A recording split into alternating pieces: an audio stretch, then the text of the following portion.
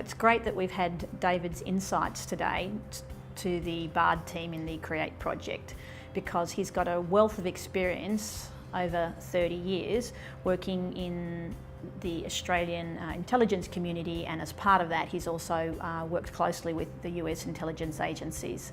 So he really has that understanding of the organisations and the needs of those agencies, and also how intelligence analysts work. Because we're trying to produce an online tool for analysts in collaborative teams to jointly do an intelligence analysis, eventually producing a report for the decision makers. And it's really important that we understand the context that they're working in, we understand how they think, we understand what's important to them, and we also have to produce a tool that's usable and that they like using. Otherwise they're time poor, information overloaded, and if this tool isn't useful, they won't use it.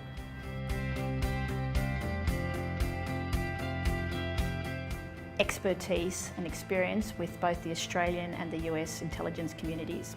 And what we're doing in this Create project, the BARD team is developing an online collaborative tool to help groups or teams of analysts do that analytic process and produce the products that are needed for decision makers.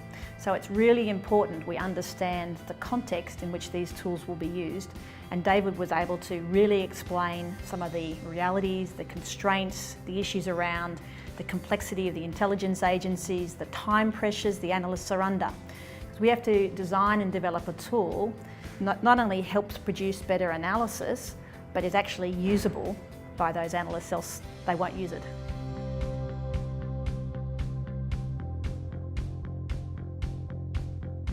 So the overall Create project is a 4.5-year project divided into 3 phases, and the first phase is 20 months, starting from 1st of January this year. So 20 months sounds like a reasonable amount of time, but it's been broken down so that our first beta deliverable for testing, the sort of proof of concept, is due in July. And then we have to deliver the working system from phase 1 next January, because there's going to be quite an extensive evaluation of our tool and the tools being produced by the 3 other teams that are also being funded by AARPA. So there'll be large numbers of subjects given, say, 20 problems over 20 weeks to apply the tools to, and they'll be looking and saying, well, which tools used by large numbers in groups are producing the best results. So we have to deliver in January, and we have to be up to scratch, else we'll be cut from the program.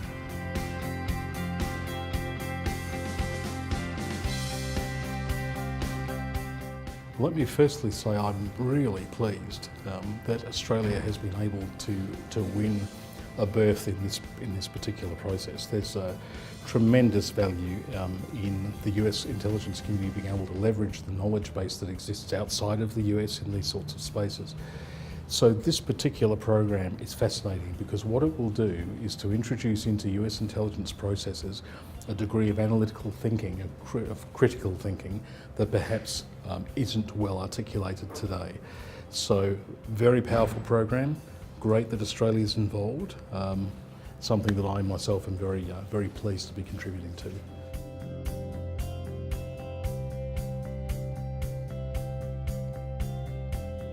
Well, it's very interesting. The program has actually been designed to look primarily at the establishment of frameworks that capture analytic reasoning in the intelligence analysis process. But in fact, it could be used to help drive collection, and collection is actually where most of the money is spent in the intelligence business. So this will help us better understand where intelligence gaps might arise and how we might use multiple intelligence assets to create the information base upon which we can conduct this analysis.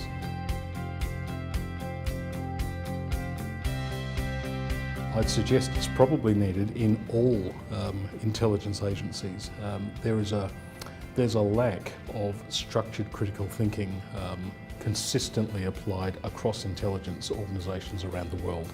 So this has certainly the potential to be deployed not only in the US, but amongst the Five Eyes partners as well. It would be a very, very powerful tool.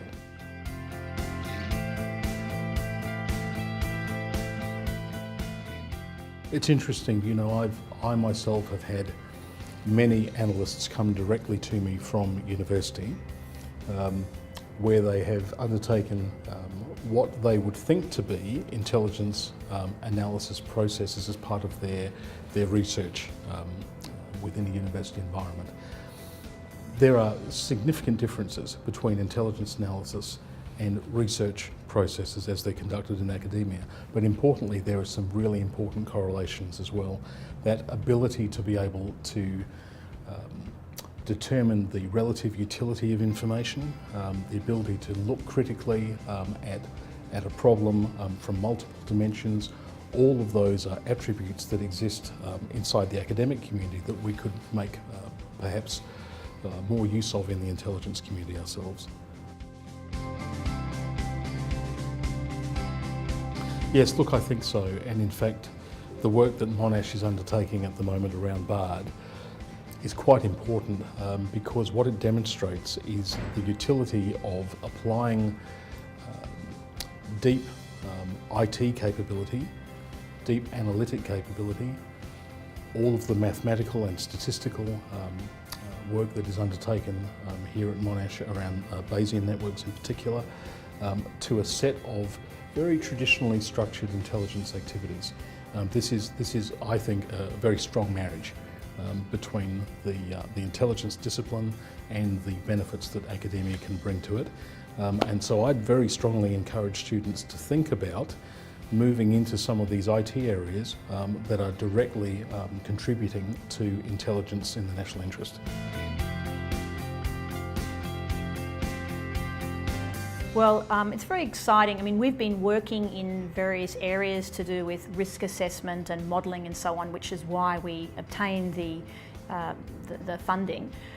But really, this is a far bigger scale and far more, much greater amount of money that we would ever really get in the Australian research funding environment. So this is the largest grant that we've had at the Monash Faculty of IT for a single project. So that makes it really exciting and it's a big challenge.